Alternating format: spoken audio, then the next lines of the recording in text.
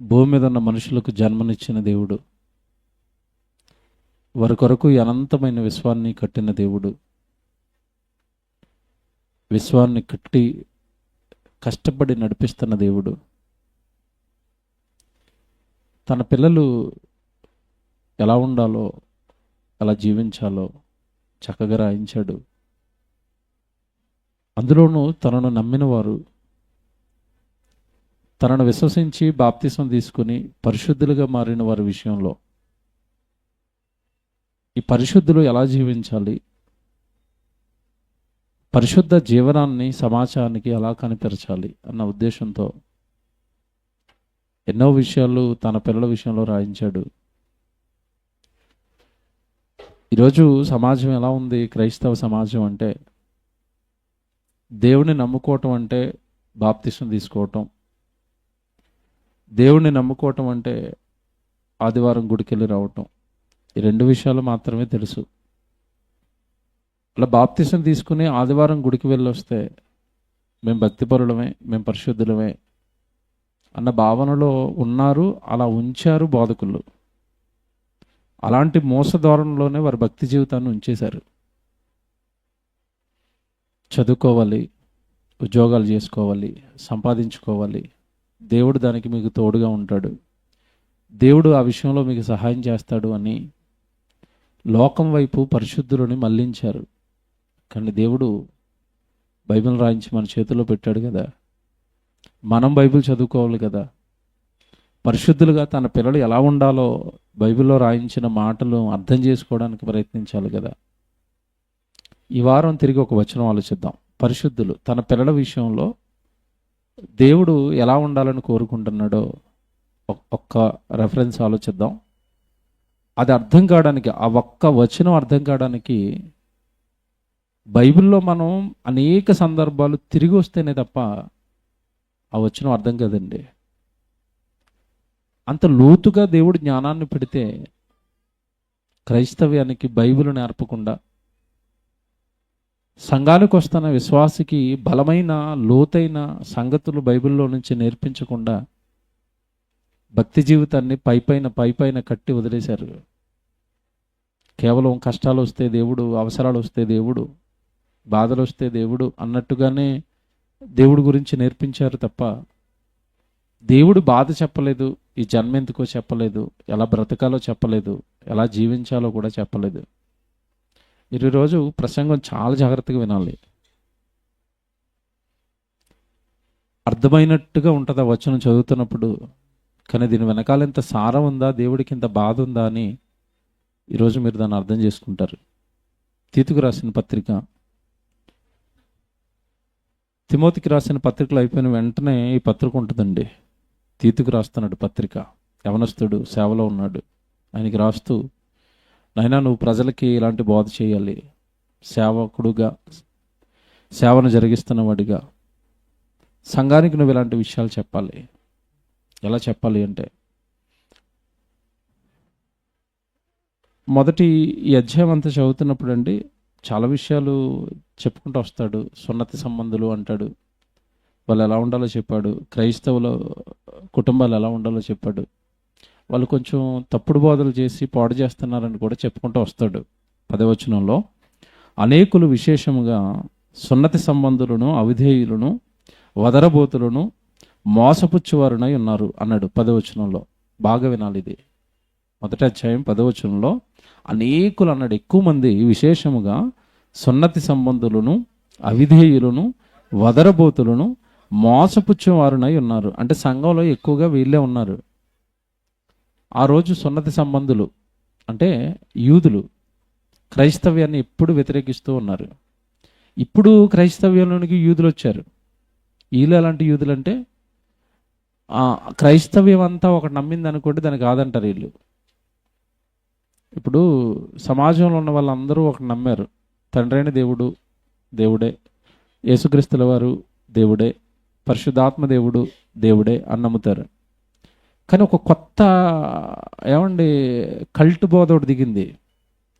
వీళ్ళు విస్తృతంగా వ్యాపిస్తూ విశ్వాసులకు ఏమని బోధ చేస్తున్నారు అంటే, యేసుక్రీస్తు దేవుడు కాదు, అలా నమ్మితే మీరు నరకం వెళ్ళిపోతారు. యేసుప్రభుని దేవుని కుమారుడని నమ్మితేనే నిత్యజీవం అని బైబిల్లో ఉన్నాయి అక్షరాలు. ఆ అక్షరాలే మీరు చదువుకోవాలా, అక్షరాల్లో ఉన్నదే మీరు పాటించాలా అంటున్నారు. అంటే విశ్వాసులను గలిబిలి చేయడానికి భిన్నమైన బోధలు నాటి తొలి శతాబ్దంలో ఉన్న క్రైస్తవ్యం నుండి నేటి వరకు ఇది ఒక బోధ అయితే, మరొకటి మధ్యకాలంలో ఎక్కువగా విస్తరిస్తున్న మరొక బోధ ఏంటంటే దుర్బోధ. పరలోకంలో మనకి తల్లి ఉంది. ఇదొక భయంకరమైన బోధ. వీళ్ళు యేసుప్రభు దేవుడు కాదు అన్నవాళ్ళు వీళ్ళిద్దరూ ఒకటే బ్యాచ్ ఇల్లు. ఎందుకంటే వీళ్ళందరూ కూడా ఎక్కడి నుంచి తెచ్చుకున్నారు ఈ బోధ? ఇదంటే వీళ్ళేదో సొంతంగా బైబిల్ పరిశోధించేసి తీసేసిన మహాజ్ఞానులు అని మాత్రం మోసపోకండి. వాళ్ళు యేసుప్రభు దేవుడు కాదు అని ఇస్లాంకి సంబంధించిన కొంతమంది మతోన్మాదులు కొన్ని సంవత్సరాలుగా వాదిస్తున్నారు.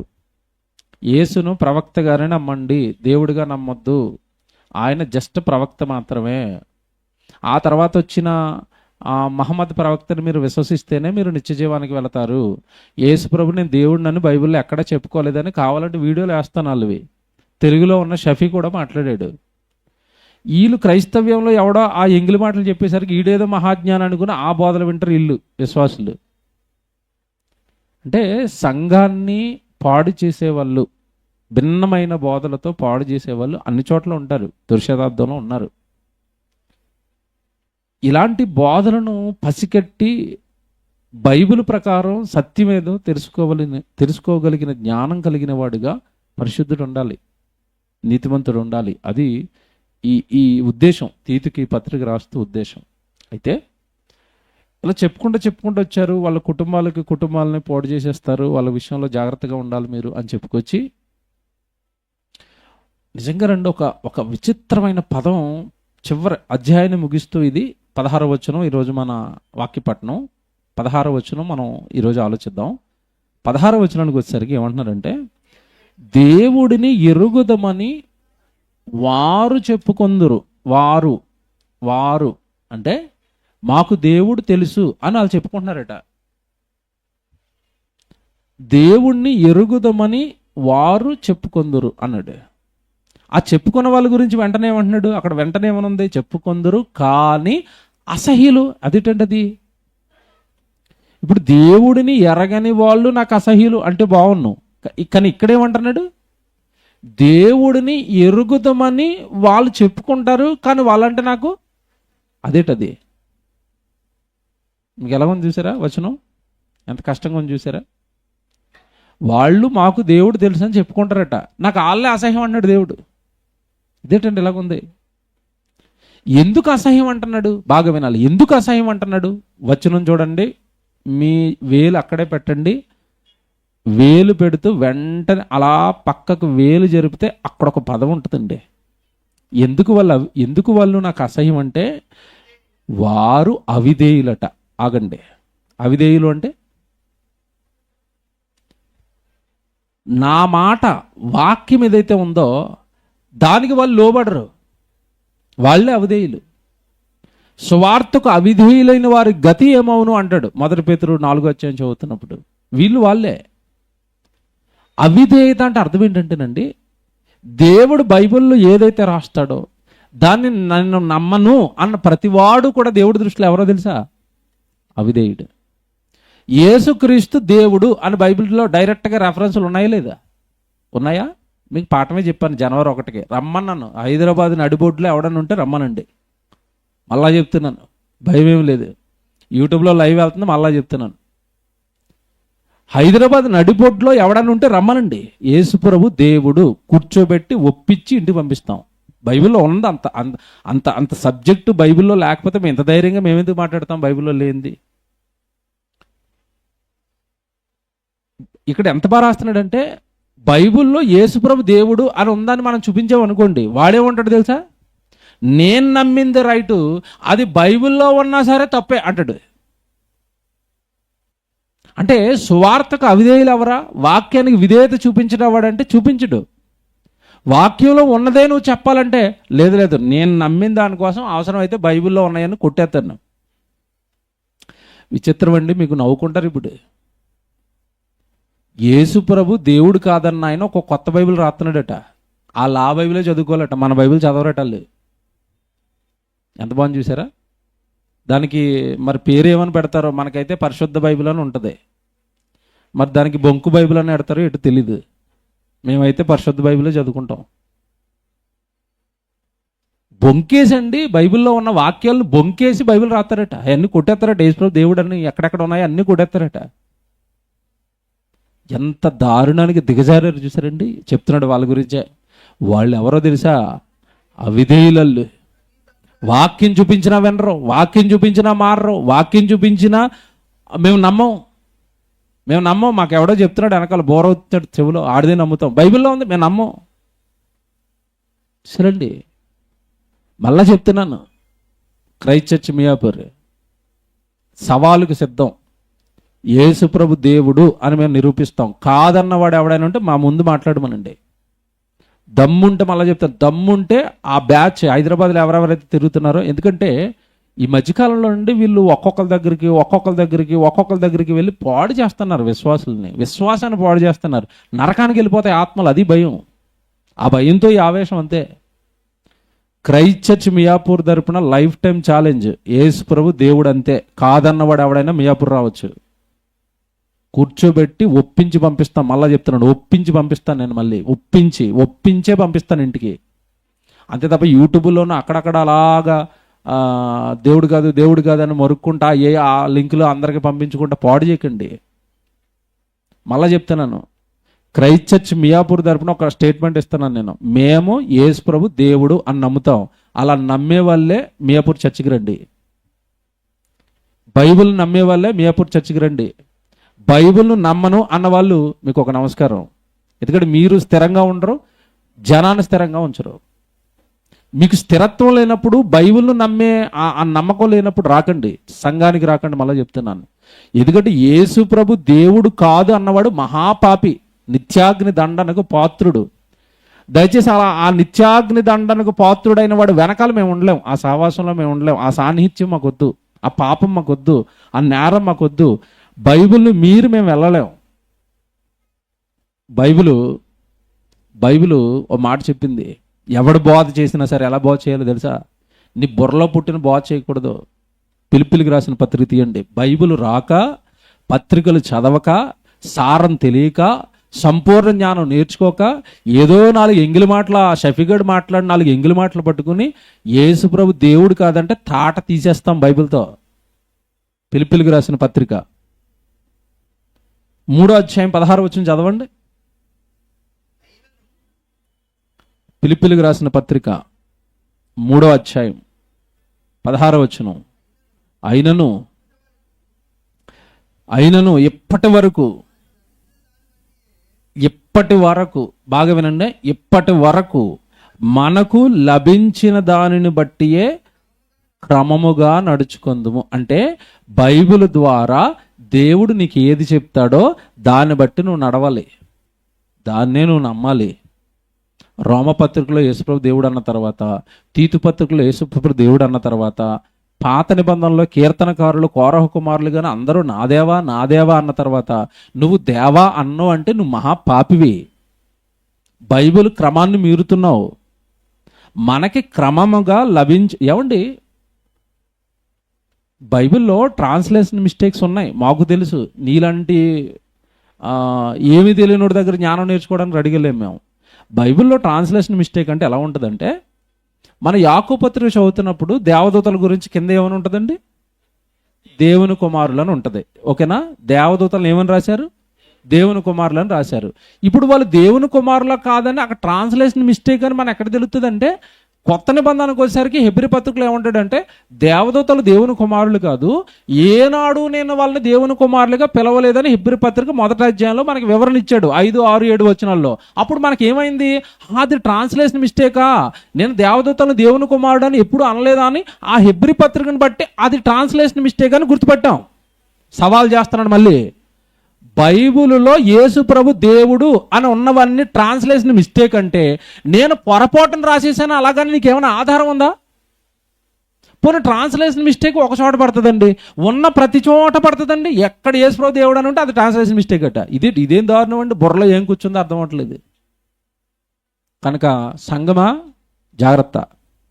ఎందుకంటే నేను మీకే ఎందుకు చెప్తున్నానంటే, ఈ బోధ చేసే వాళ్ళు ఎక్కువగా హైదరాబాద్లోనే తిరుగుతున్నారు, మన చుట్టుపక్కల మీటింగ్లు పెడుతున్నారు యేసుప్రభు దేవుడిగా. ఇంకో విషయం తెలుసండి, వాళ్ళ మీటింగ్లో ఇంకో సబ్జెక్ట్ ఉండదండి, ఇది తప్ప.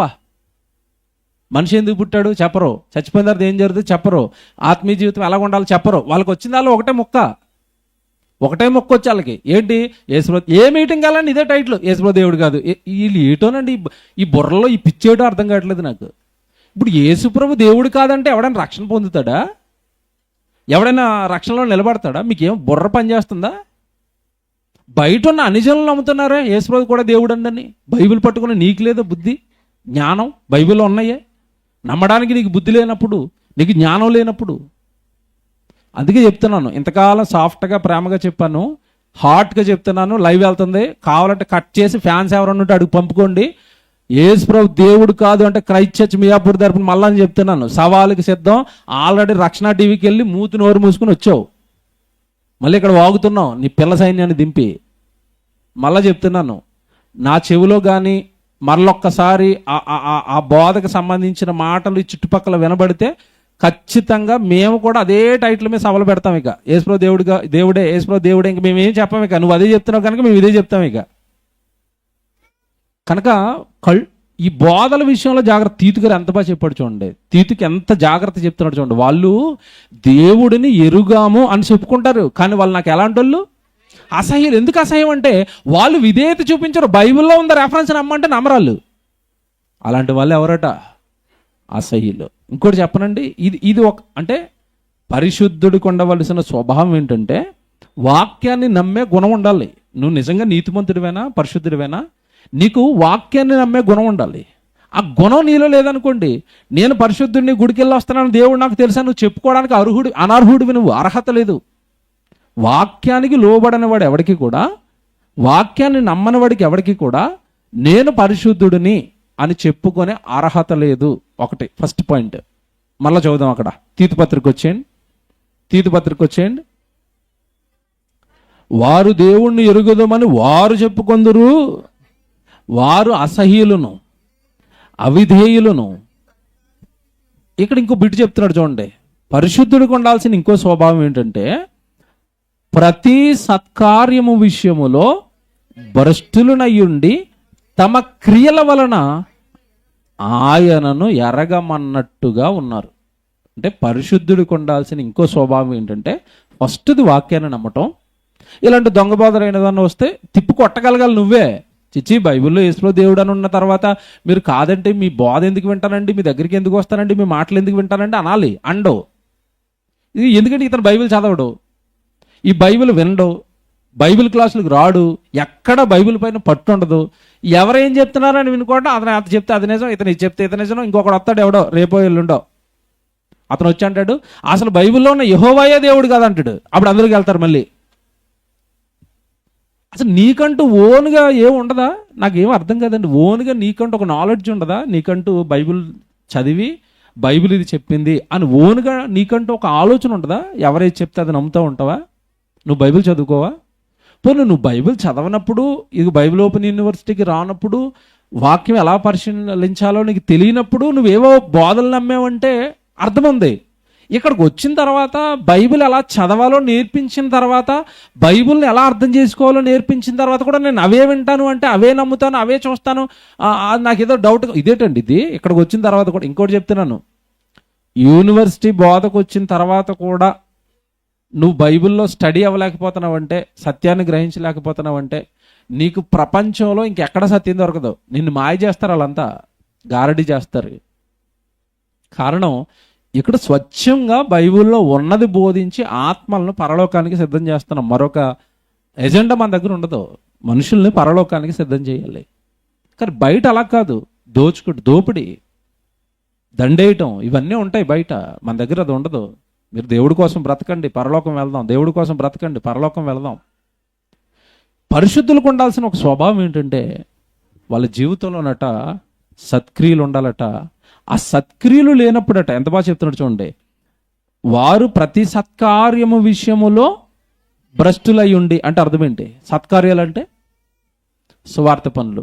సువార్త పనికి ఉపయోగపడనప్పుడు, బాగా వినాలి ఇది, సువార్త పనిలో నీ జీవితం లేనప్పుడు, నీ కుటుంబం లేనప్పుడు, నీ హస్తం లేనప్పుడు, నేను పరిశుద్ధుణ్ణి అని చెప్పుకునే అర్హత లేదన్నాడు దేవుడు. పరిశుద్ధులు ఎవరు అంటే, పార్ట్ జాగ్రత్తగా వినాలి. ఫస్ట్ ఏమో బైబిల్లో రాయించిన దేవుడి మాటలను, వాక్యాన్ని నమ్మనివాడు, విధేయత చూపించినవాడు పరిశుద్ధుడు కాదు. రెండోది ఏంటంటే, పరిశుద్ధుడు అనగానే వాడి జీవితంలో ఏముండాలి అంటే సత్కార్యాలు ఉండాలట, సత్క్రియలు ఉండాలట, సత్క్రియలు ఉండాలి, సత్కార్యాలు ఉండాలి.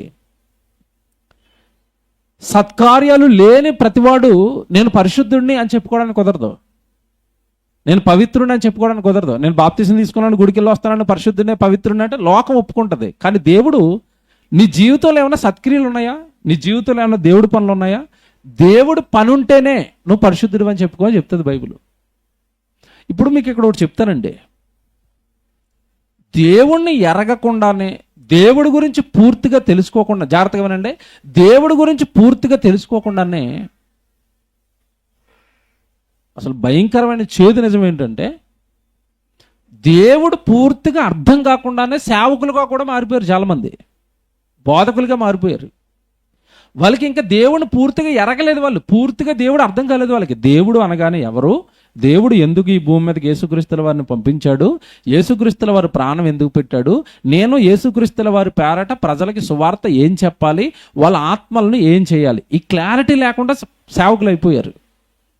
బైబిల్లోనూ చూపిస్తాను, ఇప్పుడు లైవ్లో వీడియోలో కూడా చూపిస్తాను, ఓకేనా? మన ముందు ఏం జరుగుతుందో చూద్దాం, బైబిల్ తర్వాత చూపిస్తాను. ప్లే చేయి, వీడియో క్లిప్ చూడండి. తెలుగు రాష్ట్రాల్లో పెద్ద ఫేమస్ బోధకుడు అండి ఆయన, సతీమణి ఆవిడ కూడా సేవకురాలే.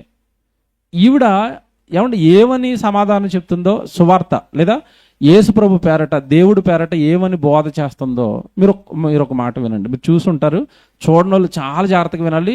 ఆవిడ నోట్లోంచి వస్తున్న ప్రతి పదం ఆనిముత్యం, మీరు ఏ ఆనిముత్యం మిస్ అవ్వకూడదు, ఓకేనా? ప్లే బాబు. క్వశ్చన్ ఏంటంటే, చాలా మంది ఎగ్జామ్స్కి ఎలా ప్రిపేర్ అవ్వాలో తెలియదు. సో ఎగ్జామ్స్కి ఎలా ప్రిపేర్ అవ్వాలి అనే అంశం మీద మీరు క్వశ్చన్ అడుగుదాం అనుకుంటున్నాను. సో చాలా ఇంపార్టెంట్ క్వశ్చన్. స్టడీస్, ఎగ్జామ్స్ కొరకు ఎలా సిద్ధపడాలి? మనం ఏ పని చేయాలన్నా దేవుని బిడ్డలంగా మనం దేవుని మీద ఆధారపడాలి. నేనైతే లిటరల్ గా ఇంటర్మీడియట్ అలా చదివేటప్పుడు, ఆ టైంలో అయితే హాస్టల్లో ఉండేదాన్ని. సో నా బెడ్ దగ్గర మోకాళ్ళు వేసి, దేవా నేను ఇప్పుడు ఏం చదవాలి, ఇప్పుడు నా పక్కన మీరు కూర్చోండి, ఇప్పుడు నేను చదువుతున్నాను ఎగ్జామ్ కొరకు, సో మీరు నన్ను చదివించండి అని ప్రే చేసుకొని బుక్ తీసి తిప్పుతా ఉండేదాన్ని అన్నమాట. ఇంటర్మీడియట్ పరీక్షల కండి యేసుప్రభుని పక్కన కూర్చోమని అడిగిందట. నువ్వు నా పక్కన కూర్చుంటేగా నేను చదవనంటుందట. అంటే ఇప్పుడు ఈవిడ్ని యేసుప్రభు ఇంటర్మీడియట్ పరీక్షలకి సిద్ధం చేయడానికి రావాలి ఆయన. ఇప్పుడు చూసారా ఎంత బాగుందో భక్తి. రైట్, నన్ను ప్లే చేయి. సో నా బెడ్ దగ్గర మోకాళ్ళు వేసి, దేవా నేను ఇప్పుడు ఏం చదవాలి, ఇప్పుడు నా పక్కన మీరు కూర్చోండి, నేను చదువుతున్నాను. మొహం గుర్తుపెట్టారా? పేర్లు చెప్పాలండి, లైవ్ వెళ్తుంది, మళ్ళీ ఫ్యాన్స్ ఉంటారు. యేసుప్రభుని తిట్టినా ఊరుకుంటున్నారండి. మరి వాళ్ళ పాస్టర్ గారికి ఫ్యాన్స్ ఎక్కువ. పాస్టర్ గారి పేరు చెప్పామనుకోండి, మా ఛానల్ లేపేస్తారు, అదో భయం. మనం చిన్నోళ్ళం కదండి, వాళ్ళ సామ్రాజ్యాలు పెద్ద పెద్ద సామ్రాజ్యాలు అవి. స్ట్రైకులు కొట్టించారనుకోండి, 1000 మందితో నా ఛానల్ ఎగిరిపోద్ది. అందుకని పేర్లు చెప్పడానికి ఇది ఒక ఇబ్బంది అంతే, ఎవడికో భయపడి కాదు. ప్రజలకు వెళ్ళాల్సిన సత్యాన్ని ఆపేస్తారని భయం అంతే. గుర్తుపెట్టారా? ఫేస్ గుర్తుపెట్టారా? దేవుడి స్తోత్రం. ప్లే చేయ బాబు. ఎగ్జామ్ కొరకు సో మీరు నన్ను చదివించండి అని పెద్ద చీర మొహం ఏమన్నా కనబడుతుందేమో, అవి అవుదా? సరే ప్లే చేసుకొని బుక్ తీసి తిప్పుతా ఉండేదాన్ని అన్నమాట ఫాస్ట్ గా. దేవుడు నా పక్కన కూర్చొని, ఏసై నా పక్కన కూర్చొని ఇది చదువు అనేవారు. అది చదివేదాన్ని బాగానండి, ఆనుముచ్చాలని అందుకే చెప్పాను. ప్లే బాబు. ఈ మైండ్ లో పెట్టుకునేదాన్ని. ఆ తర్వాత మళ్ళీ అనేవారు, ఏసయ్య తిప్పు పేజెస్ తిప్పి, ఇంకా చాలా, ఇంకా ఇవన్నీ చదవకనేవారు. ఎగ్జామ్ కి వెళ్ళి చూస్తే మీరు నమ్మరు, టు మై సర్ప్రైజ్ నేను ఏవి లాస్ట్ మినిట్ లో ఇలా చూసుకున్నానో అవే ఉండేవన్నమాట. అదండి, ఇదండి అసలు విషయం. ఆపే బాబు, వద్దు బాబు, వాళ్ళని చూపించుకో. ఏమండి, యేసుప్రభు పేరట ఇలా చేస్తున్న బోధలు ఇవ్వండి అంటే, ఇప్పుడు చదువుకునే పిల్లలు ఈ వీడియో చూసారనుకోండి, వాళ్ళు చదువుతారా లేదా యేసుప్రభుని పిలుస్తారా గదిలో కూర్చొని? మీరు చెప్పండి. చదువుతారండి, పిల్లలు చదువుతారండి ఈ వీడియో చూస్తే. ఆవిడ చదవలేదట, పెద్ద పాస్టర్ అమ్మ గారు, ఆవిడకంటే ఎక్కువ తెలిసేట మమ్మీ అంటాడు వీడు. ఆ పాస్టర్ గారి కంటే ఎక్కువ తెలిసేటి మమ్మీ నువ్వు, ఆ పాస్టర్ గారు చదువుకునేటప్పుడే పక్కన యేసుప్రభు ఉన్నాడట, నాకెందుకుండో నేను ఆటలాడుకుంటాను, సాయంత్రం యేసుప్రభు వస్తాడంటే ఇంట్లోకి అంటాడు. పిచ్చి కదండి ఇది. ఒక పక్కండి లోపలండి విపరీతమైన కోపం అండి, అణుచుకోవాల్సి వస్తుంది. ఏమి నోరు స్లిప్ అయిపోద్దాం అనే బాధ ఆ కోపంలో. ఆ స్థాయిలో ఉన్న సేవకులండి, చదువుకునే పిల్లలకి ఇలాంటి చెప్పొచ్చండి, యేసుప్రభు పేరట చెప్పొచ్చండి. చదువుకోవడానికి పుస్తకం తీసిందట, ఏ పేజీలు చదవాలో ఆయనే చెప్తున్నాడట యేసుప్రభు వచ్చి, ఈ పాఠం వస్తుంది చదువు, నెక్స్ట్ ఈ పాఠం వస్తుంది చదువు అని చెప్పాడట. ఎగ్జామ్కి వెళ్ళేసరికి అవే పాఠాలు వచ్చినాయట.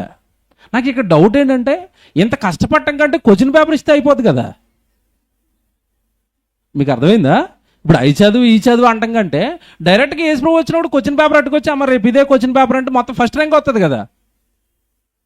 బుద్ధి లేదండి, ఏం చెప్పాలో ప్రజలకి బుద్ధి లేదండి వీళ్ళకి. నిజం చెప్తున్నాను కదా, వారు దేవుని ఎరుగుదమని వారు చెప్పుకొందురు, కాని వారు నాకు అసహ్యులు, అవిధేయులు, బైబిల్లో ఏముందో చదివి ప్రజలకి చెప్పాలన్న కనీస జ్ఞానం లేని మూర్ఖపు తరపు సేవకులండి వీళ్ళు.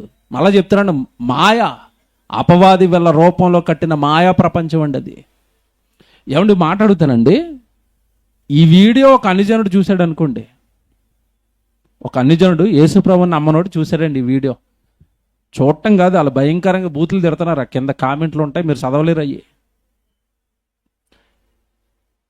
ఒక అన్యజనుడు అది చూస్తేనండి, ఇప్పుడు వాడుకో కొడుకుంటాడండి, వాడుకో కూతురు ఉందండి, వాళ్ళు చదువుకుంటున్నారండి, వాళ్ళు కష్టపడి చదువుకుంటున్నారండి.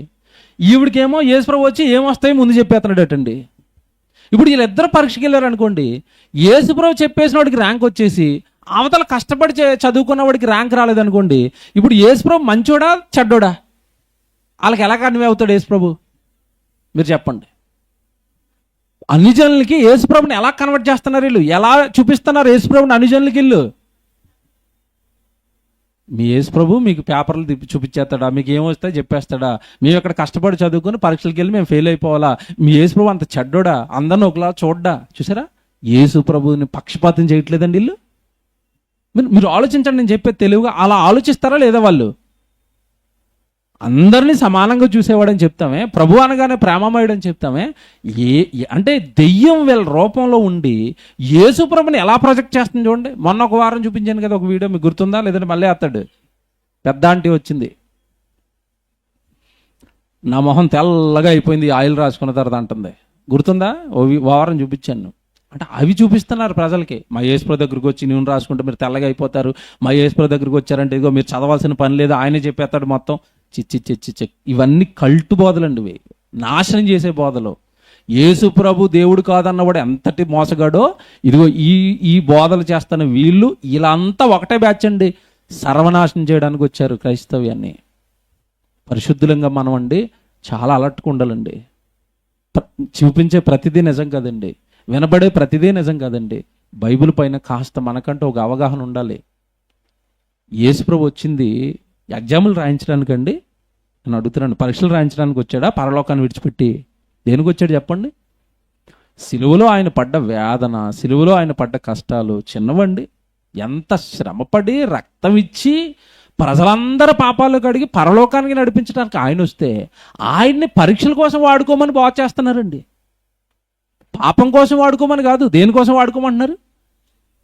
పరీక్షల కోసం వాడుకోండి, ఉద్యోగాల కోసం వాడుకోండి, డబ్బు కోసం వాడుకోండి. చిచ్చి దేవుని పిల్లలరా, పరిశుద్ధుడు అనగానే అర్థం ఏంటంటే వాడి జీవితాన్ని పణంగా పెట్టి, వాడికి ఉన్న స్థితిని పణంగా పెట్టి, వాడు కష్టపడి ఏదైనా సాధించిన దానితో దేవా నీ కొరకు ఏదైనా చేయమంటావని అడిగేవాడు పరిశుద్ధుడు తప్ప, సత్క్రియల్లో ఉండేవాడు పరిశుద్ధుడు తప్ప.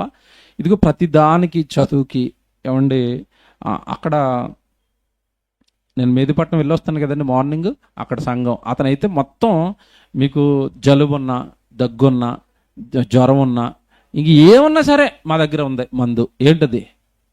Prayer oil. ఇంకా ఆడ హాస్పిటల్కి వెళ్ళే పని లేదు. ఇక జలుబుకు కూడా వెళ్ళకూడదు హాస్పిటల్కి. జలుబుకు కూడా హాస్పిటల్ ఏమండి, జలుబుకు టాబ్లెట్ వేసుకుంటే, సిట్రోజిన్ వేసుకుంటే తగ్గదండి? సిట్రోజిన్ వేసుకుంటే తగ్గిపోయి జలుబు కట్ట ఇప్పుడు వెళ్ళి అక్కడ నూనె ఆయిల్ కొనుక్కొని రాసుకోవాలంటే యేసుప్రభు స్వస్థత చేశారని తర్వాత వచ్చి సాక్ష్యం చెప్పాలట. ఎటు తీసుకెళ్తున్నారు క్రైస్తవ్యాన్ని? ఇలాంటి మాయబోధలు నమ్మి, మాయను నమ్మి బ్రతికేవాడు కాదండి క్రైస్తవుడు. తన జీవితాన్ని పనంగా పెట్టి సత్క్రియలు చూసారా, వారు తమ క్రియల వలన ఆయనను ఎరగమన్నట్లుగా ఉన్నారు. ఇలాంటి బోధ చేసే వాళ్ళు ఎవరికి కూడా యేసు ప్రభు ఇంకా అర్థం కాలేదు. మళ్ళీ చెప్తున్నాను, యేసు ప్రభు వాళ్ళకి ఇంకా అర్థం కాలేదండి. పాపం పత్రికలు తెలియదండి, పత్రికల సారం తెలియదండి, ప్రభు జీవితం తెలియదండి. ఎంత కష్టపడ్డాడు తెలుసండి యేసుక్రీస్తుల వారు. పాట చూద్దరుగానండి, మన పాట వచ్చిన తర్వాత ఏడుస్తారు యేసుప్రభుని చూసి. అలా తయారు చేసిన ఎక్కడ చిన్న ఫ్రాక్షన్ ఆఫ్ సెకండ్స్ కూడా రాజీ పడకుండా ప్రతి మ్యూజిక్కి బిట్టు బిట్టు బిట్టు రాత్రులు నిద్రపోకుండా కూర్చొని పేరుస్తున్నాం, అలాగా పేరుస్తున్నాం చూద్దరుగానే. బాబా అది వేయగలరా ప్రోమో? వేయగలరా? రెడీ చేయండి. మీరు చూద్దరుగానండి. అసలు ప్రభు కష్టాన్ని, ప్రభు త్యాగాన్ని ఉన్నతంగా చూపించి పాపాలు మాన్పించి పరలోకం వైపు మళ్లించాలని మానవ అహోరాత్రులు కష్టపడుతుంటే ప్రభువుని ఎలా ప్రొజెక్ట్ చేస్తున్నారు చూసారా? ఈ తాయిలాలు చెప్పి నమ్మించి ప్రభువు దగ్గరికి లాగేసి వాళ్ళ జీవితం అంతా అదే ఆశల్లో బ్రతికేటట్టుగా ఏమంటే నిజంగా సర్వనాశనం చేసేస్తున్నారండి. క్రైస్తవ్యాన్ని నాశనం చేస్తున్నారండి. దేవుని పిల్లలారా, కింద చదువుతున్న మాట, ఎవడైతే సత్క్రియల విషయంలో భ్రష్టుడిగా ఉండి నేను దేవుడిని నమ్మేశాను అని చెప్తే దేవుడు అంటున్నాడు, వారు తమ క్రియల వలన దేవుడిని ఎరగమన్నట్టుగా ఉన్నారంటే అర్థం ఏంటంటే, నేను దేవుడిని నమ్మిన పరిశుద్ధుడిని అంటే నీ జీవితంలో దేవుడి పనులు కనపడాలి. యాకోబు గారు రాసిన పత్రిక తీయండి, మీరు బాగా రాసుకోండి. ఇవన్నీ బైబిల్లో ఉన్నాయో లేదో చూసుకోండి. ఎవరిని దేవుడు నీతిమంతులు అంటాడు, ఎవరిని పరిశుద్ధులు అంటాడు అని బైబిల్లో ఉందో చూసుకోండి. మీరు ఇలా లేకుండా మన జీవితాన్ని పెట్టుకొని నేను పరిశుద్ధుడినే అనడానికి కుదరదు. నువ్వు నేను నీతిమంతుడినే, నేను ప్రభుని నమ్మాను అనడానికి కుదరదు. నీ జీవితంలో ఏ సత్క్రియ, ఎందుకంటే దేవుడి పని అనేది అంటే ఒక రకంగా ఉండదు. వాక్యం చెప్పడం ఒకటి దేవుడి పని కాదు. వాక్యం చెప్పాలంటే కింద బోర్డు అంతమంది పనిచేస్తారు. సౌండ్లు పెట్టేవాళ్ళు సత్క్రియల్లోనే ఉన్నారు, కెమెరా పెట్టేవాళ్ళు సత్క్రియల్లోనే ఉన్నారు.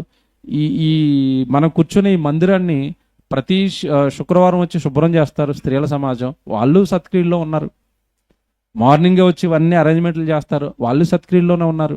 ప్రతిరోజునండి నేను మాట్లాడిన మాటలని వీడియో బిట్లు, షార్ట్ బిట్లు చేసి పాప రాత్రి అంతా కష్టపడి బిట్టు చేస్తారు. వాళ్ళు ప్రతిరోజు ఒకళ్ళు బిట్లాడతారు, వాళ్ళు సత్క్రియల్లోనే ఉన్నారు.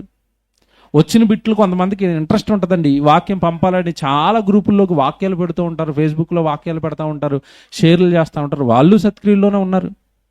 నెల నెల వస్తున్న జీతంలోనండి 1000 రూపాయలు 2000 దాచి పక్కకు పెట్టి ఇంత ఇచ్చాడు కదా దేవుడు, మనం హ్యాపీగా ఉన్నాం కదా, దేవుడి పనికి ఎంతో కొంత రెంట్కి ఇవ్వాలని వాళ్ళ కష్టార్జితంలో రెంట్కి డబ్బులు ఇస్తూ ఉంటారండి, వాళ్ళు సత్క్రియల్లో ఉన్నారండి.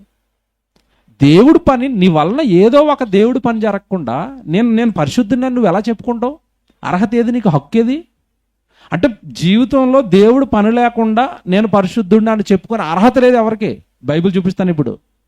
ఎవరిని పరిశుద్ధులు అంటాడు తెలుసా దేవుడు? యాకోబు గారు రాసిన పత్రిక తీయండి, 2వ అధ్యాయం 24, 25, 26, 3 వచనాలు చదువుదాం. రాసుకోండి. యాకోబు గారు రాసిన పత్రిక 2వ అధ్యాయం 24, 25, 26.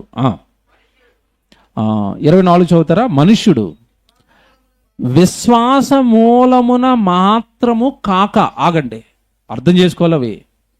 మనుష్యుడు విశ్వాస మూలమున మాత్రము కాక, విశ్వాస మూలమున అంటే ఇదిగో నేను బాప్తీసం తీసుకున్నాను, గుడికెళ్ళి వస్తున్నాను, విశ్వాసినే, ప్రభుని విశ్వసించాను, నేను ఇప్పుడు పరిశుద్ధున్నే అంటే కుదరదట. విశ్వాస మూలమున మాత్రము కాక క్రియల మూలమున నీతిమంతుడని ఎంచబడును. నీతిమంతుడని ఎంచబడతాడట. ఏమి చేస్తే? క్రియలు చేస్తే. విశ్వాసి విశ్వాసాన్ని బట్టి నీతిమంతుడుగా ఎంచబడ్డండి. నమ్మడానికి ఏముందండి, దేవుడు అన్నాడు, నేను నమ్మేశానండి, అలా హాయిగా బాప్తీసం అలా లేచి మునిగిపోయి లేచిపోయానండి, అవి విశ్వాసం అయిపోయినాయి, నేను ఇప్పుడు పరిశుద్ధిని అంటే కుదరదట. విశ్వాస మూలమున మాత్రము కాక అంటే విశ్వాసం ఉంచితే సరిపోదా? సరిపోదు.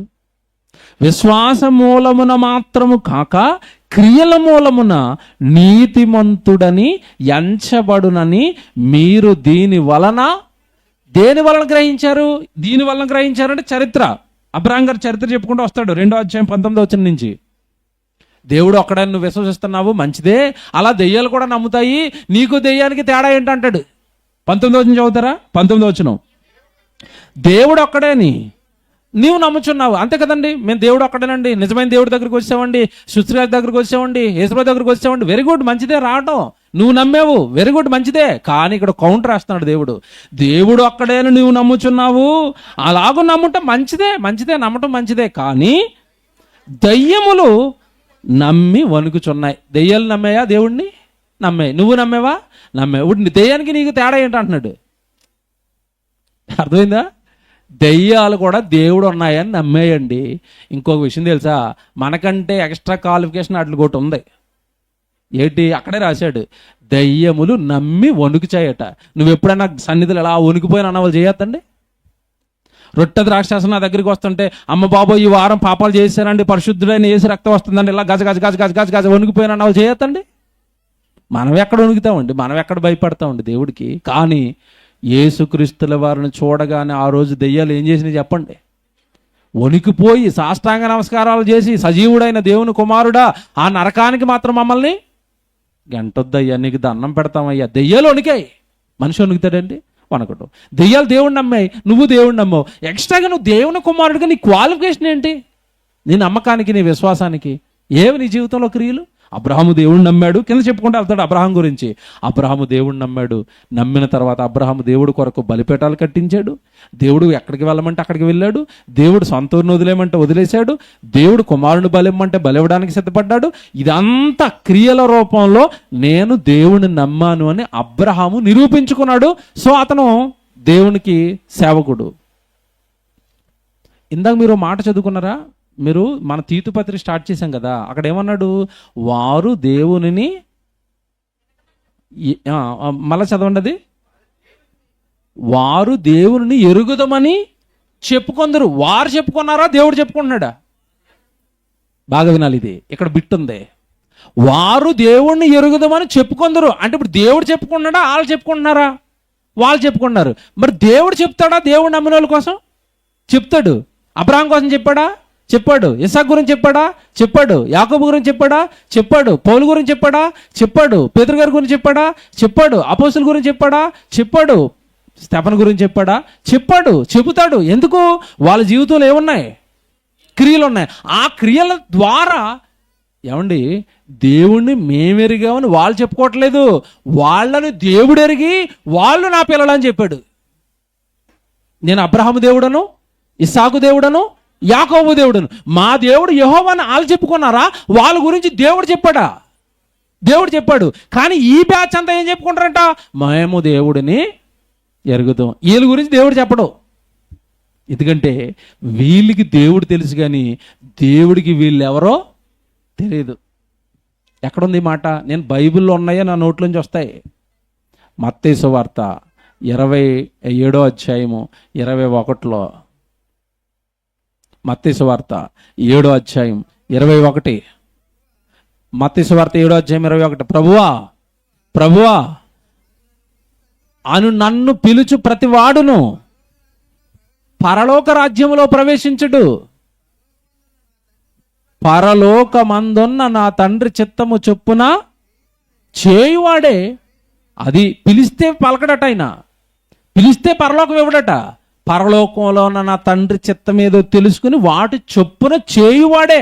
అంటే ఇప్పుడు దేవుడికి పిలిచేవాడు కావాలా, చేసేవాడు కావాలా? ఉద్యోగంలో రిక్రూట్ చేసుకునేటప్పుడు అండి, జాబ్స్ ఇచ్చేటప్పుడు బాగా ఎవరు మాట్లాడతారా వాళ్ళు ఉద్యోగానికి రండి అంటారా? బాగా ఎవరు పని చేస్తారా వాళ్ళు ఉద్యోగానికి రండి అంటారా? మీరు చెప్పండి. అంతే కదండి. ఇటు వాగుడికాయ అండి, మీకు బోరు కొట్టకుండా ఎప్పుడు వాగుతూ ఉంటాడండి, పని మాత్రం చేయడండి, ఉద్యోగం ఇచ్చేయండి అనండి. మన వాళ్ళు అంతే, పాటలు పాడేస్తాం, స్తోత్రాలు చెప్పేస్తాం, పని ఉందంటే మాత్రం మాకు పని ఉందని చెప్తాం. ఇప్పుడు వీళ్ళు దేవుని పిల్లలా? మీరు చెప్పండి. దేవుడిని ఎరిగినోళ్ళ? సువార్త పని ఉంది అంటే నీ పని ఉందని చెప్తున్నావు, అసలు నీకు దేవుడు తెలుసా? ఆ దేవుడు ఏమైనా అర్థమయ్యాడా?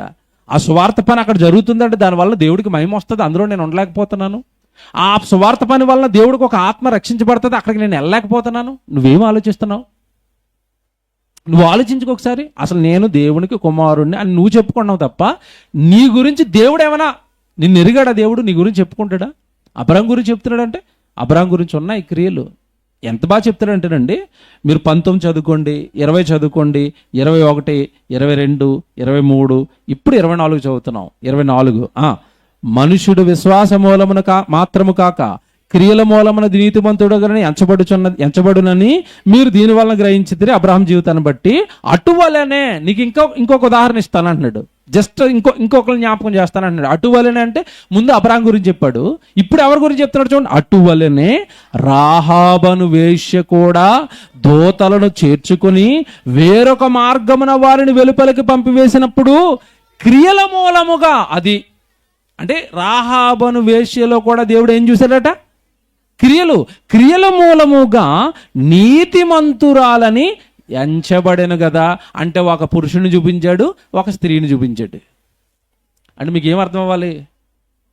స్త్రీలు జాగ్రత్తగా వినాలి. ఇప్పుడు అబ్రహాం పురుషుడు అండి, అలా దేవుడు పనిచేస్తాడు, మేము స్త్రీలు అండి, మేము ఇంట్లో కూర్చొని వంట చేసుకుంటూ కుదరదట. రాహాబను వేశ్య జీవితం, ఒక స్త్రీ జీవితంలో కూడా దేవుడి పక్షాన ఏమున్నాయట? క్రియలు. మరి నీ పక్షాన దేవుడికి ఏం క్రియలు జరుగుతున్నాయి? నీ వల్ల దేవుడికి ఏం క్రియలు జరుగుతున్నాయి? నువ్వు దేవుని కుమార్తెవు కదా, నీకు ఎన్నో ఆశలు పెట్టుకుని నీకు జీవితాన్ని ఇచ్చాడు కదా. నా వల్ల పని జరిగిందండి చర్చిలో, నా వల్లనే సంఘంలో పని జరుగుతుందండి, నా వల్లనే సువార్త పని జరుగుతుంది, నా వల్లనే ఇది జరుగుతుంది. మనకంటూ చెప్పుకోవడానికండి అలా సంఘంలో కానీ సువార్త పనిలో కానీ నాకంటూ చెప్పుకోవడానికి ఒకటి ఉండాలి. నా వల్లే ఆ పని జరుగుతుందండి, నా వల్లనేనండి అది అలా జరిగింది. మీరు చెప్పుకోవడానికి ఏమైనా ఉన్నాయండి మీ జీవితంలో? మీరు బాగా ఆలోచించుకోండి, ప్రసంగం బాగా ఆలోచించుకోండి. నా వలన దేవుడికి ఈ పని జరుగుతుందని చెప్పుకోవడానికి మీ దగ్గర ఏమైనా ఉందా? అలా చెప్పుకున్న వాళ్ళు నీతిమంతులు, పరిశుద్ధులు. రాహాబను వేశ్య ఓరకనే పరిశుద్ధురాలు, నీతిమంతురాలు, నన్ను నమ్మిన నా కుమార్తె అని చెప్పలేదు ఆవిడ. ఏమంటే ఇక్కడ మీరు చదువుకున్నప్పుడు మామూలుగా ఉంటుంది. ఏమని? రాహాబను వేశ్య కూడా తన క్రియల వలన నీతిమంతురాలని ఎంచబడింది అంటే ఆవిడ ఏ క్రియ చేసింది చెప్పండి? రాహాబను వేశ్య ఏ క్రియ చేసింది? ఇశ్రాయేలు ప్రజలు వేగుల వారిగా వాళ్ళ దేశాన్ని చూడడానికి వస్తే వాళ్ళ ఇంట్లో చేర్చుకుని దాచిపెట్టింది. మిద్దె మీద దాచింది. ఆ దాచిన విషయం ఆవిడ ఏ దేశంలో అయితే కాపురం ఉంటుందో ఆ రాజుకు తెలిసింది అనుకోండి, ఆవిడ ఏం చేస్తాడు? ఆన్ స్పాట్లో చంపేస్తాడండి. అంటే దేవుడు కోసం ప్రాణాలకు తెగించింది అంటే దేవుడు అంటే ఎంత నమ్మకం అండి. తన నమ్మకాన్ని, తన విశ్వాసాన్ని దేంట్లో చూపించింది? క్రియలో చూపించింది. సో నీతిమంతురాలు, పరిశుద్ధురాలు. మరి మీకు? నేను ఈ క్రియతో నిరూపించుకుంటాను, నేను పరిశుద్ధురాలనని, నీతిమంతురాలనని నేను ఈ క్రియతో చూపించుకుంటాను. మనకి ఏముంటాయి చెప్పండి? మళ్ళా చెప్తున్నాను, క్రియలు లేకుండా, సత్కార్యాలు లేకుండా మన జీవితంలో ఏ దేవుడి పని లేకుండా నేను పరిశుద్ధుడని చెప్పుకోవడానికి అర్హత లేదట, హక్కు లేదట. ఏమండి మీరు ఒక్కటి చెప్తాను, ఇది నేను ఎన్ని ప్రసంగాలు చేసినా లోకంలో సామెత ఉంటుంది, గుర్రాన్ని నీటి వరకు తీసుకుని రావచ్చు కానీ నీళ్లు త్రాగించలేం. బలవంతంగా మీతో ఏమి చేయించలేమండి. చెయ్యాలి అన్నది మీలో పుట్టాలి. ఎప్పుడు పుడతా తెలుసండి? బాగా వినండి నేను చెప్పేది. ఈ చివరి మాటలు చాలా జాగ్రత్తగా వినండి. నేను దేవుడి కోసం చెయ్యాలి అన్నది మనలో ఎప్పుడు పుడుతుంది అంటేనండి, మనం ఇండివిజువల్గా దేవుడి గురించి ఆలోచించినప్పుడు, ఇండివిజువల్గా దేవుడికి నాకు ఏంటి బంధం అని దేవుడికి మీరు ఒక బంధాన్ని ఏర్పాటు చేసుకోలేనప్పుడు అండి మనం ఏమి చేయలేమండి సొంతంగా దేవుడి కోసం. ఎప్పుడు మనం ఎలా డిపెండ్ అయిపోతామంటే వాళ్ళు ఏం చేస్తున్నారు చూడండి అది చేద్దాం, వీళ్ళు ఏం చేస్తున్నారు చూడండి అది చేద్దాం, వీళ్ళు ఏం చేస్తున్నారు చూడండి అది చేద్దాం. క్రైస్తవులు 90% అని నాకు తెలిసి వాళ్ళ తాత గుడికి వెళ్ళాడు అనుకోండి, తర్వాత కొడుకు గుడికి వెళ్తాడు, తర్వాత మనవడు గుడికి వెళ్తారు, తర్వాత వాళ్ళ ఇంట్లో ఉన్న వాళ్ళందరూ గుడికి వెళ్తారు. నాకు ఇక్కడ డౌట్ ఏంటంటే, ఈ మనవడిని అడగండి నువ్వు గుడికి ఎందుకు వెళ్తున్నావురా అని, సమాధానం ఏంటి చెప్పండి, మీరు చెప్పండి. మా తాత వెళ్ళాడు కనుక నేను వెళ్తాను అంటే వీడికి దేవుడు తెలీదా? Note this.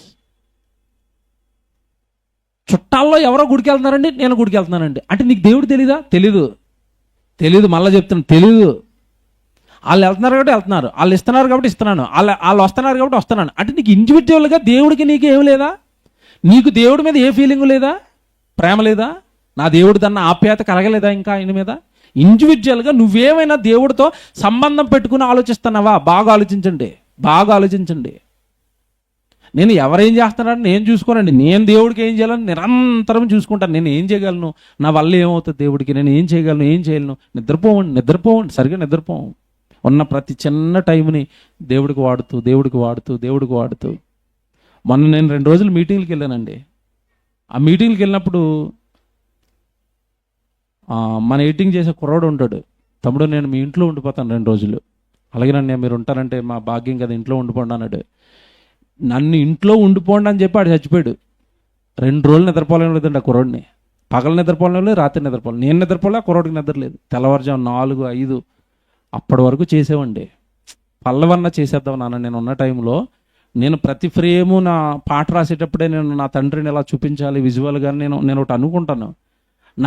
నేనుంటేనే నువ్వు అవన్నీ చేయగలుగుతావు అంటే అలాగే అంకుల్ చేసేద్దాం అన్నాడు. ఎంత బాగా చేసాడు తెలుసండి. నిద్రపోలేదండి కుమారుడు నిజంగా. రెడీయా? మీరు ప్రోమో చూడండి. ఎంత కష్టపడితే అంత అలా వస్తుందో మీకు మీరు ప్రోమో చూస్తే అర్థమవుతుంది. ఎంత కష్టపడితే విజువల్ అంత గ్రాండ్గా వస్తుంది. ఆ కుర్రోడు ఎంత కష్టపడి ఉంటాడు చూడండి. నేను చెప్తున్నాను వెనకాల నుంచి, కానీ చెప్పడం ఏముందని చెయ్యాలి కదా. ఎంత బాగా చేశాడు చూడండి ప్రోమో. లైట్లు ఆపండి, అన్నీ మొత్తం లైట్లు ఆపండి. మీకే చూపిస్తాను ఫస్ట్. యూట్యూబ్లోకి రాదు ఇది ఇంకా. నేను మొదటి నుంచి తెలుసు కదా, నేను ఏం చేసినా మొదట నా ఆత్మీయులు, మీరు నా కుటుంబం, మీకే చూపించాలి ముందు, తర్వాత బయట వాళ్ళు చూడాలి. ఇది నా సిద్ధాంతం మొదటి నుంచి. అందుకే ప్రతిదీ మొదట మీకు చూపిస్తాను. ఇది యూట్యూబ్లోకి రాదు, ఇంకా చాలా వర్క్ ఉంది. ఆ వర్క్ అయిన తర్వాత వస్తుంది. విజువల్ ఎంత బాగా ఉండబోతుందో అంటే ఆ పాట చూడగానే ప్రజల్లో ఒక రకమైన మార్పు రావడానికి విజువల్స్ ఎంత ఉపయోగపడతాయో మీరు చూద్దరు. కానీ చూసండి నిజంగా కుర్రోడిని ఇలా పట్టేసుకున్నాను నేను. బాబా ఏం చేసావు తమ్ముడు, అదిరిపోయిన చూసారండి. జస్ట్ ఇది శాంపుల్ పల్లవి, ఇందులో ఇంకా చేయాల్సినవి ఉన్నాయి. మొత్తం పూర్తి పాట వస్తుంది. ఎంతగా ప్రజలను ఆకట్టుకోబోతుందో, ఎంతగా ప్రజల మార్పుకి ఇది ఒక మంచి అస్త్రం కాబోతుందో దేవుడికి మీరు ఆలోచించండి. కనుక నిరంతరం ఇలా దేవుడి పనిలో ఉండి దేవుడి కోసం ఏం చేయాలి, ఆత్మల్ని ఎలా రక్షించాలి, విశ్వాసాన్ని ఎలా బలపరచాలి, ఇది పరిశుద్ధుడి స్వభావం, లక్షణం. క్రియలతో చూపించాలి, క్రియలతోనండి. ఒకలా ఇద్దరండి. ఇప్పుడు ఆ పాట జరుగుతుందంటే ఈ పోస్టర్ చూడండి ఎలాగుందో. ఇది పోస్టర్ చూడండి ఎంత బాగుందో. ఈ పోస్టర్ మళ్ళీ గిద్యోన్ చేశాడు పాపం. 4-5 గంటలు చేశాడండి. ఇది ఏదో టక్మని బయటికి రావు ఇవి. 4 to 5 hours కూర్చున్నాడు అది చేయడానికి. ఈ కుర్రోడు కష్టం, అక్కడ ఎడిటర్ కష్టం, ధర్మశాలి గారు మ్యూజిక్ డైరెక్టర్ కష్టం. ఏమండి ఫైనాన్షియల్గా డబ్బులు పెట్టి వాళ్ళు ఎన్ని రోజులు కష్టపడి ఉంటే ఆ డబ్బులు వచ్చి ఉంటాయండి. సుమారు 1,50,000 పెట్టారు పాటకి. వాళ్ళ కష్టం. ఈ అందరి కష్టాలు ఇలా తోడవుతుంటే దేవుడికి ఒక రకమైన ఆనందం, సంతోషం. ఒక పాట ఇస్తున్నాం, ఒక ప్రసంగం ఇస్తున్నాం. ప్రసంగాలు చేయడానికి మేము ఎన్ని రాత్రులు కూర్చొని రాసుకోవటం, చదువుకోవటం, ఆలోచించుకోవటం కష్టం కదండి. దేవుడికి కావాలి ఈరోజు సత్క్రియలు లేకుండా, జాగ్రత్తగా వినండి, సత్క్రియలు లేకుండా, పని లేకుండా నేను పరిశుద్ధుడిని అని చెప్పుకోవడానికి అది నువ్వు చెప్పుకున్నావు అంతే. దేవుడు చెప్పుకోడు. దేవుడు చెప్పుకోడు నీ గురించి. దేవుడు నీ గురించి చెప్పుకోవాలంటే రాహాబను వేశ్యల క్రియలు ఉండాలి. బైబిల్లో ఇంకో స్త్రీ ఉంటుందండి, యేసుక్రీస్తుల వారి పాదాలను ఏమండి ఆయన మీద పోయడానికి విలువైన అత్తరుబుడ్డు పట్టుకొచ్చిందా మరియా? ఆవిడ గురించి ఆయన చెప్పిన మాట ఏంటి చెప్పండి. ఎక్కడెక్కడైతే సువార్త ప్రకటించబడుతుందో అక్కడ నీ పేరు, నీ నామం, నువ్వు చేసిన క్రియ అంతా కూడా అంటే ఆవిడ కొనియాడబడుతుంది. ఆవిడ పేరు లేదా ఆవిడ జీవితం, ఆవిడని దేవుడు ఎరిగేశాడు. ఒక పేదావిడ విలువైన అత్తరుబుడ్డి తేటం ఏంటండి దేవుడికి పడిపోయింది. దేవుడు మనసులో పడిపోయింది. ఆవిడ రాహాబను వేశ్య దేవుడు మనసులో పడిపోయింది. నాకు తెలుసు రాహాబను వేశ్య అని కొన్ని వేల సంవత్సరాల తర్వాత కొత్త నిబంధనలో ఆవిడ జ్ఞాపకం చేసుకుని పరిశుద్ధాత్మ దేవుడు మరలా ఆవిడ జ్ఞాపకం చేసుకుంటాడంటే ఆవిడను దేవుడు ఎరిగాడు. అందరిని ఎరగడండి దేవుడు. మళ్ళీ చెప్తున్నానే, గుంపులుగా వస్తారండి దేవుడి దగ్గరికి. అందరినీ ఎరగడు దేవుడు. వాళ్ళ జీవితంలో త్యాగం ఉంటుంది, వాళ్ళ జీవితంలో దేవుడి మీద అపారమైన నమ్మకం ఉంటుంది, ఏదైనా చేయాలన్న కసి ఉంటుంది. ఏమంటే ఈ పాటలు నేను చేయిస్తున్నప్పుడు ధర్మానితో ఒకటే చెప్తాను, అన్న ఈ పాట బాగా రావాలి, డబ్బులు అటు ఇటు అయినా పెట్టేద్దాం, దేవుడి కదా ఖర్చు పెడదాం, బాగా రావాలి, పాట బాగా రావాలి, మనుషులు మారాలి, దేవుడికి మహిమ రావాలి. మన కష్టం ఎంత పోయినా పర్వాలేదు, పాట బాగుండాలి. ఎందుకంటేనండి అవి దేవుడికి మనం ఇచ్చే అర్పణలు మంచి అర్పణలే కదండి ఇవ్వాలి, మంచివే కదా ఇవ్వాలి. మొదటి పాట కొంచెం భయం వేసండి, ఫస్ట్ పాట కదా ఎవరైనా చూస్తారా లేదా అని కొంచెం మామూలుగా చేయించాను. అక్కడికి ఏదో అసంతృప్తి ఉంది, కానీ బాగానే వచ్చింది అది దేవుడి దయ వలన. దేవుడి కోసం ఏది చేసినా బాగా చేసి అర్పణలు, దేవుడికి మంచి అర్పణలు ఇస్తూ క్రియలతో మేము దేవుడు పిల్లలమని చెప్పుకోవాలి.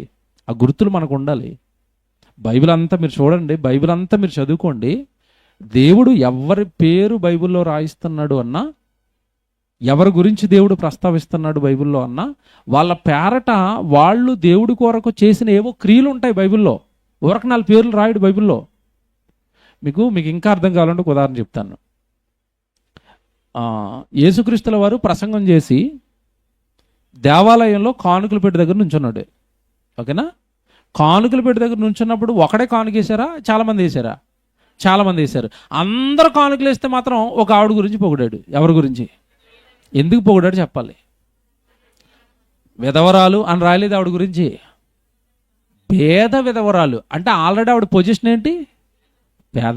పేద స్థితిలో ఉండి తనకున్న జీవనం అంతా పట్టుకెళ్ళి అందులో వేసిందట.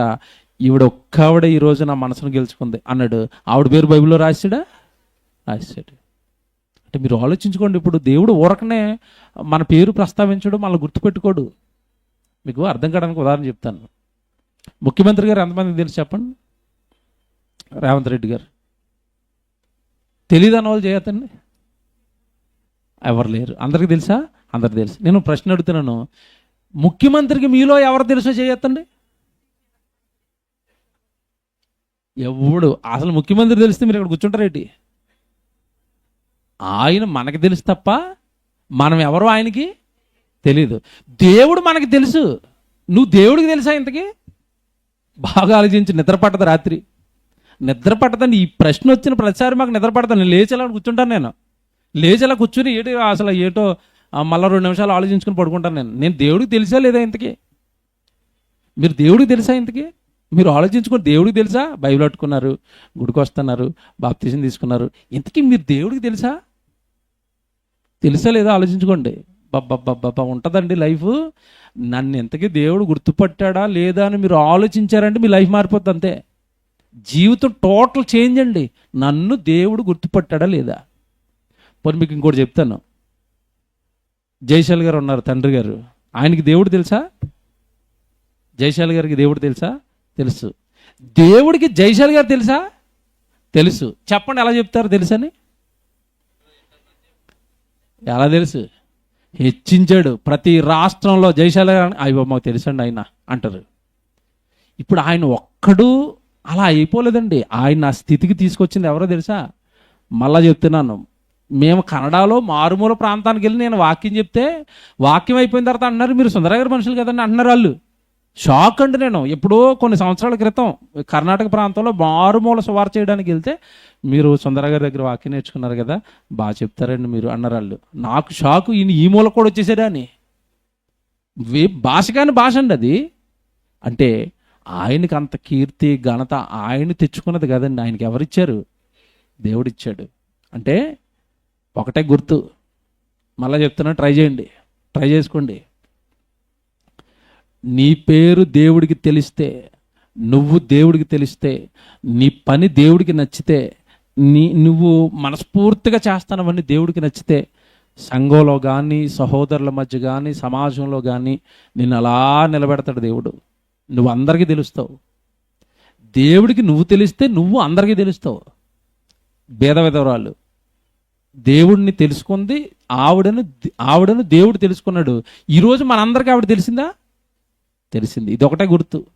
నువ్వు దేవుడికి తెలిస్తే నిజంగా నీ గురించి అందరికీ చెప్తారండి, అలా బ్రతకాలి నాయన, అలా బ్రతకాలి నాయన అంటే మనం ఒక ఎగ్జాంపుల్గా పెట్టి అలా జీవించిన ఆయన మనల్ని అందరి దగ్గరికి మన భక్తిని తీసుకెళ్తాడు, మనం చేసిన త్యాగాన్ని తీసుకెళ్తాడు, మనలో ఉన్న గుణాలను తీసుకెళ్తాడు, మనలో దేవుడికి ఏది నచ్చినా తీసుకెళ్తాడండి. ఇలా ఉన్నాయినా అలా ఉన్నాయినా అంటాడు. అదొక్కటే గుర్తుపెట్టుకోవాలి. దేవుడు నన్ను కాస్త గుర్తుపట్టాడు, దేవుడు కాస్త నన్ను గమనించుకుంటున్నాడు, దేవుడి దృష్టిలో కాస్త నేను పడ్డాను. మళ్ళా చెప్తున్నాను, మనందరికీ దేవుడు తెలుసు. మనలో ఎంతమంది దేవుడికి తెలుసు? ఎలా తెలుస్తాం? తమ సత్క్రియల వలన వారు దేవుడిని ఎరగమన్నట్టుగా ఉన్నారు. దేవుడి కోసం పనిచేసేవాడే దేవుడికి తెలుస్తాడు.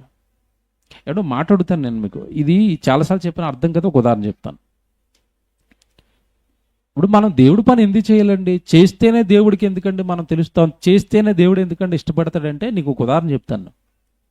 మన ఇంట్లో కాస్ట్లీ వస్తువు అంటే ఏదో ఉంటుంది చెప్పండి. ఒక బండి కానీ కారు కానీ, ఓకేనండి. ఇప్పుడు బండి ఎందుకు కొనుక్కున్నాను చెప్పండి, అన్ని లక్షలు పెట్టి. ఇప్పుడు ఏ బండి కొన్నా 1,00,000 దాటే ఉంటుందండి. 1,20,000, 1,30,000, 1,50,000, 1,40,000 కదా ఏ బండి కొన్నా. ఇప్పుడు నువ్వు బండి ఎందుకు కొనుక్కున్నా చెప్పాలి. బండి ఎందుకు కొనుక్కున్నావు? ఉదయాన్నే డ్యూటీకి వెళ్ళడానికి, అంతేనా? పిల్లల్ని స్కూల్కి తీసుకెళ్ళడానికి. బండి కొనుక్కున్న వాళ్ళని అడగండి, మీరు ఎందుకు బండి కొనుక్కున్నారండి? ఆఫీస్కి వెళ్ళి రావడానికి చాలా ఇబ్బంది పడిపోతానండి, ఆటోలు ఎక్కలేక, బస్సులు ఎక్కలేక ఆఫీస్కి వెళ్ళి రావడానికి బండి కొనుక్కున్నాను. పిల్లల్ని ఏదో తీసుకెళ్ళి రావడానికి, మార్కెట్కి వెళ్ళి రావడానికి బండి కొనుక్కున్నాను. ఏదో చర్చికి రావడానికి బండి కొనుక్కున్నాను. ఏదైనా సువార్తకి వెళ్ళాలనుకున్నప్పుడు, దూరం బైబిల్ క్లాసులకి వెళ్ళాలనుకున్నప్పుడు రావడానికి ఇబ్బంది అయిపోతుంది కనుక బండి కొనుక్కున్నాను అన్న. చాలామంది తమ్ముడోళ్ళు అంటారు, బైబిల్ క్లాసులు రావడానికి ఇబ్బంది అయిపోతుందని బండి కొనుక్కున్నామని. అంటే బండి వాళ్ళ పనులకు ఉపయోగపడాలని కొనుక్కున్నారు, దానికి వేలు లక్షలు వెచ్చించారు. Very good. ఇప్పుడు తెల్లవారు లేచి కరెక్ట్గా ఆఫీస్కి వెళ్ళాలి అనుకున్న టైంలో ఇలా ఇది నొక్కుతున్నాడు, ఏమంటారు దాన్ని, స్టార్టర్. బండి స్టార్ట్ అవ్వడానికి. అబ్బే స్టార్ట్ అవ్వని అంటుంది. ఓ రోజు ఏదో జలుబు చేసిందని వదిలేస్తాడు. ఓ రోజు అయితే రోజు ఆఫీస్కి వచ్చే టైం నొక్కితే నేను రాను, స్టార్ట్ అవ్వని అంటుంది. ఏమంటాడు చెప్పండి? మీకు ఇప్పుడు అర్థమవుతాడు దేవుడు ఏమంటాడు. ఓ నేను లక్షలు పోసి కొనుక్కున్నది నా పనికి ఉపయోగపడతావని కదా. నువ్వు ఉపయోగపడినప్పుడు, నువ్వు రానప్పుడు నువ్వెందుకు నాకు అంటాడా అంట? మార్చేస్తాడా లేదా? బండిని మార్చేస్తాడు. ఇప్పుడు దేవుడు కూడా మనల్ని కొన్నాడు. ఏమిచ్చి కొన్నాడు? 1,00,000 ఇచ్చి కాదు. అదే పాట, రక్తం ఇచ్చి బ్రతికిస్తే భక్తి చూపించవేట్రా, నేను ఏమివ్వాలి నీకు? రక్తం కదండి. రక్తం ఇచ్చి కొన్న తర్వాత మనం ఆయన పనికి ఉపయోగపడలేదు అనుకోండి, మనల్ని ఇష్టపడతాడా? మనల్ని చూస్తాడా? ఏమండి, మీరు స్టార్ట్ అవ్వని బండిని, మధ్యలో ఆగిపోతున్న బండిని, అబ్బా నా బండి అండి సూపర్ బండి అండి అంటారేటి? దరిద్రం చుట్టుకుందండి నా మెడకి. అంతే కదండి. ఇది అస్తమాటు ఆగిపోద్ది. నాది పాతకారు ఉండేదండి, బొడ్డుగారు, జన్ను. అది పేరుకు పాతగానండి, ఎంతంత దూరాలు వెళ్ళిపోయేవాడిని సువార్తకండి. నిజంగా ఆ కారు కోసం అందరితో చెప్పేవాడినండి, ఇది చూడడానికి డొక్కుగారుగా అన్నానని. అది ఎప్పుడు రోడ్డు మీద ఆపలేదునండి. అది ఆగిపోతే ఇంటికి వచ్చి ఆగిపోయేదండి, లేదంటే క్లాస్ దగ్గరికి వెళ్ళి ఆగిపోయేది అంతే. రిపేర్లు వచ్చినప్పుడు ఎక్కడా నన్ను మధ్యలో వదిలేదండి. అది అప్పుడు కారు గురించి చెప్పుకో, మంచి కారు అండి ఇది. ఇప్పుడు నువ్వు దేవుడి పనిని మధ్యలో వదిలేస్తున్నావా? నువ్వు దేవుడి పని ఏమి చేయటం లేదా? అసలు దేవుడి పని అన్న ధ్యాసే నీకు లేదా? నువ్వు పరిశుద్ధుడు కాదు. పార్ట్ 3, ఎవరు పరిశుద్ధులు అంటే ఎవడు దేవుడు పని చేస్తుంటే వాడే పరిశుద్ధుడు.